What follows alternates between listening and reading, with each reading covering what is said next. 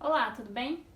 Antes de entrar no detalhe do que aconteceu comigo aos 30 anos, eu quero contar um pouco mais para vocês da minha rotina no call center.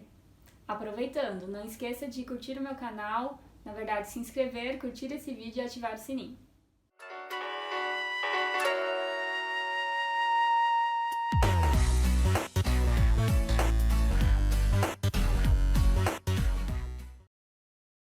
Antes de mais nada, eu quero agradecer aos meus amigos que comentaram nos vídeos anteriores e me alertaram para sempre falar o script de se inscrever no canal, ativar o sininho e curtir o vídeo. Obrigada, galera! Agora vamos lá! Como, por quê... Nossa. Agora vamos ao que interessa. Como eu falei nos vídeos anteriores, eu iniciei no call center em 2007, em Joinville, na minha cidade natal, e lá eu comecei como operadora de telemarketing. No início eu achava muito divertido, é óbvio, ser operador é um pouco estressante, mas assim, eu sempre me diverti, eu trabalhei com saque e retenção, foi um período curto, durante 6 meses, como eu falei pra vocês, eu sempre gostei muito de ajudar as pessoas, então sempre todo mundo que estava do meu lado, como o call center era novo, sempre tinha operador novo, então eu sempre estava ajudando as pessoas que estavam do meu lado. E com isso eu me destaquei e fiz um processo depois de 6 meses para me tornar supervisora e conseguir esse cargo dentro da empresa. Ser supervisora não era muito fácil, porque imagina, eu dormi um dia operadora e acordei outro dia como supervisora. Hoje em dia já existem mais processos de desenvolvimento de líderes, alguns programas dentro das empresas de call center. Há 10 anos atrás era um pouco diferente. Você realmente acontecia isso que eu falei, você fazia um processo seletivo, dormia como operador e acordava como supervisor. É bastante difícil, porque antes eu tinha apenas os clientes para atender. É estressante atender cliente? É, porque as pessoas ligam, às vezes irritadas com algum serviço, questionando por que não está funcionando, o que está acontecendo. E no início você como operador toma aquilo para você, parece que é culpa sua, e você fica com um sentimento de culpa e querendo muito ajudar aquele cliente. Mas depois, com o tempo, você sabe que aquele problema ele é da empresa que você está prestando serviço. Você está ali para auxiliar o cliente, né? Para ajudá-lo a resolver o seu problema. Às vezes a gente precisa abrir uma reclamação, encaminhar para um setor técnico. Mas depois que eu senti e vi que aquilo não era um problema meu e sim da empresa, eu consegui atender muito melhor os clientes. A maior parte das pessoas que eu conheço que cresceram dentro do call center iniciaram como operadores. Essa experiência ela é ótima para quê? Para que a gente sinta qual é a rotina do operador e depois, como líder, saiba lidar com as suas necessidades, dificuldades que acontecem no dia a dia. Ser operadora para mim foi muito bom. Como eu disse, eu fiquei só 6 meses, eu trabalhei um pouco numa operação de saque, depois numa operação de retenção, mas me ajudou muito no meu desenvolvimento dentro da empresa. Quando eu me tornei supervisora, depois desses 6 meses, a minha responsabilidade ela aumentou muito. Eu tinha menos de 20 anos, tinha mais de 20 pessoas abaixo da minha liderança, então isso foi bastante difícil no início. Mas como eu mencionei para vocês nos vídeos anteriores, eu sempre gostei de liderar, eu sempre gostei de ajudar as pessoas e de desenvolver elas. Então esse desafio eu abracei, eu fui me desenvolvendo e me adaptei muito bem e muito rápido. Depois de um tempo como supervisora, eu passei por um outro processo seletivo e me tornei analista de operações. Esse cargo para mim foi fundamental porque eu aprendi a analisar os números, montar plano de ação. Eu era braço direito do gerente na época e aprendi muitas coisas. Eu sempre gostei de números, de matemática, então para mim foi mais um aprimoramento de Excel, planilhas, plano de ação, mas que me ajudou muito dali para frente a desenvolver outras habilidades. Depois de um tempo como analista de operações, eu passei por um processo seletivo e me tornei coordenadora dentro dessa mesma empresa.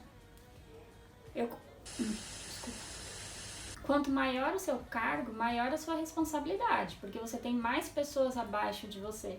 Então agora como coordenadora, naquela época eu tinha os supervisores abaixo e muitos operadores também, então maior responsabilidade. Mas como eu já mencionei, eu sempre gostei de desafios, então para mim foi sempre muito bom, eu gostei muito de trabalhar como coordenadora e me desenvolvi bastante naquela empresa. Depois de um tempo como coordenadora, eu conheci meu atual esposo e pedi transferência da empresa, que também tinha uma sede em São Paulo, para eu poder vir morar com ele. Só que, na verdade, essa transferência ela não foi aceita e eu precisei pedir o meu desligamento para me mudar para São Paulo. Antes disso, eu terminei a minha faculdade, como eu tinha mencionado para vocês no vídeo anterior, de design na Univille. Por que design? Quando eu estava terminando o segundo grau, eu fui numa feira de profissões na universidade e vi todos os cursos que tinham disponíveis. Na verdade, o que me encantava era educação física. Eu tinha praticado vôlei quando criança, quando adolescente, e gostava muito, sempre gostei na verdade, gosto até hoje de esportes. Então era uma coisa que eu queria muito fazer. Só que como eu tive um problema na minha adolescência na perna, precisei operar 2 vezes, então para eu ficar praticando muito esportes ficava um pouco difícil, eu poderia ter alguns problemas de saúde se eu fizesse a faculdade de educação física. Então por isso que quando eu terminei o segundo grau, eu já quis ingressar na faculdade, então eu terminei o segundo grau muito cedo, eu tinha 16 anos, eu comecei a faculdade e terminei a faculdade com 20 anos, porque foram 4 anos de curso. Trabalhando no call center e estudando design, eu sempre tentava, de alguma forma, trazer o conhecimento de um lugar para o outro. Então, às vezes as pessoas pensam, nossa, mas como você vai estudar design e vai trazer alguma coisa para o call center? Sempre tem alguma coisa a agregar. Então, eu pensava em campanhas, eu trabalhava muito a minha criatividade. Então, depois de 4 anos de faculdade, a gente precisou fazer o TCC. O TCC naquela época era em dupla. Então, eu e minha dupla, o que nós fizemos? Nós desenvolvemos um ambiente de descontração e relaxamento para os operadores de telemarketing, com a ideia de aplicar isso dentro da empresa que eu estava trabalhando naquele momento. Na verdade, já tinha o espaço disponível na empresa, então a gente só projetou um ambiente dentro daquele espaço. Eu vou até mostrar para vocês o projeto, como faz bastante tempo, eu tenho só a foto do projeto, de como nós fizemos esse ambiente para os operadores. Então, nesse ambiente tinha rede, tinha puff, tinha algumas coisas para quê? Para a pessoa descontrair e relaxar na sua pausa. Porque, como todos sabem, o ambiente de call center é um ambiente bem estressante. Hoje, a gente já vê em algumas empresas grandes que existem sim no refeitório alguns mobiliários, puff, para que as pessoas relaxem nas suas pausas. Mas há tantos anos atrás isso não existia e a gente acabou criando no nosso projeto. Depois que nós apresentamos o projeto, a gente foi aprovada na banca e eu quis implementar isso na empresa, mas depois de alguns meses a empresa acabou fechando a sua sede em Joinville, então não consegui colocar isso em prática na empresa. Antes de a empresa fechar a sua sede em Joinville, como eu já tinha mencionado, eu pedi transferência para São Paulo, não consegui, então eu solicitei meu desligamento e me mudei para a cidade de São Paulo. Aqui não foi difícil encontrar um emprego em call center, porque tem um em cada esquina, então já desde quando eu estava em Joinville, eu tinha enviado alguns currículos, então em uma semana eu já estava trabalhando aqui em São Paulo. Eu tinha conseguido um emprego como coordenadora, só que no bairro da Liberdade.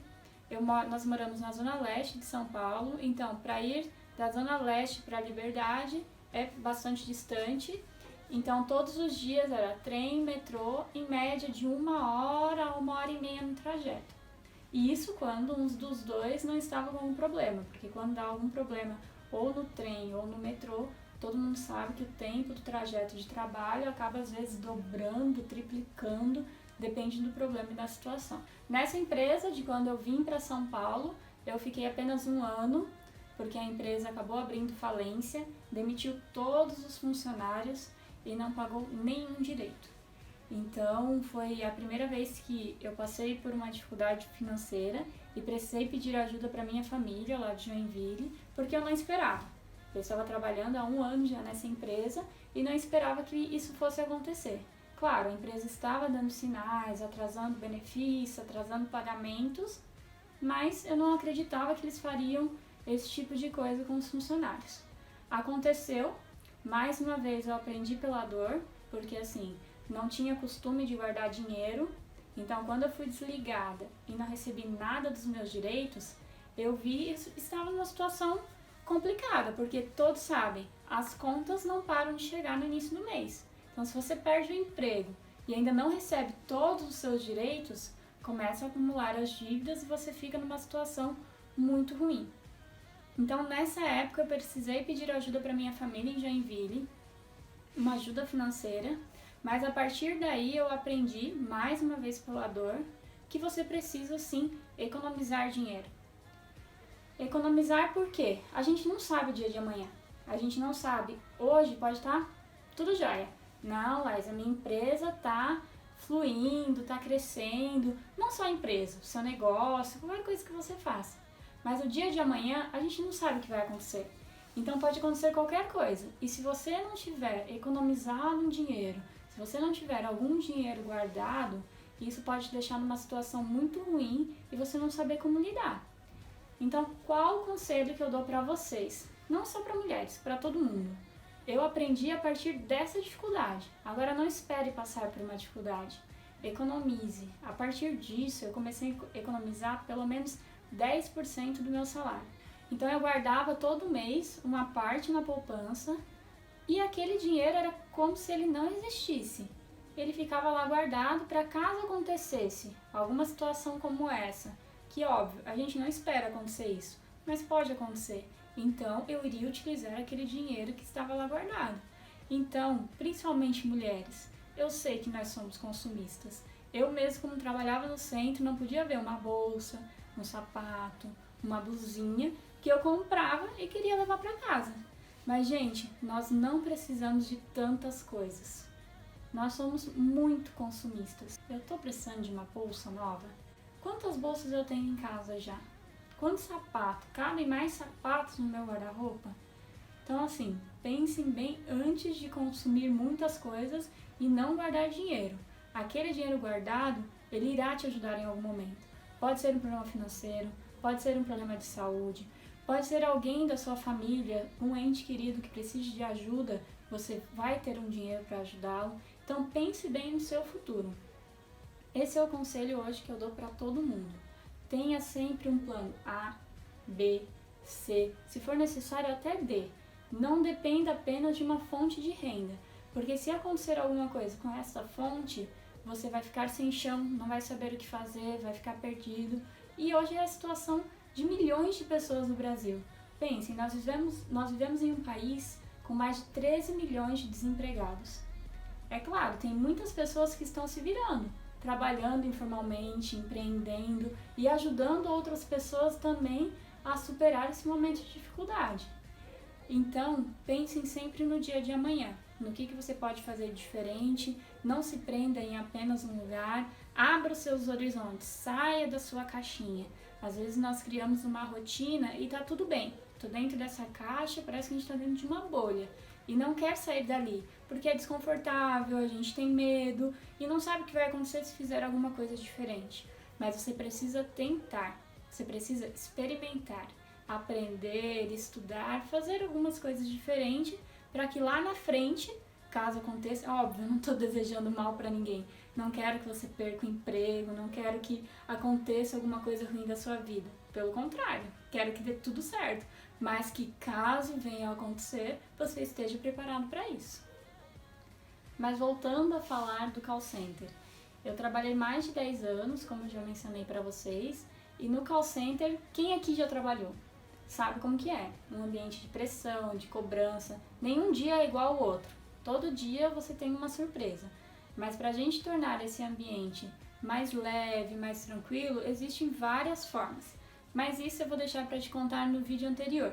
Eu quero muito agradecer quem está me seguindo, quem se inscreveu. No vídeo anterior? Ah, não vi, né? Nossa.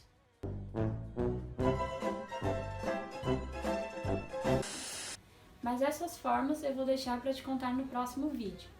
Eu gostaria, na verdade, agora, agradecer todos que já se inscreveram no canal, os amigos que estão apoiando, que estão compartilhando os vídeos. Muito obrigada mesmo. Continuem acompanhando que vão ter mais conteúdos.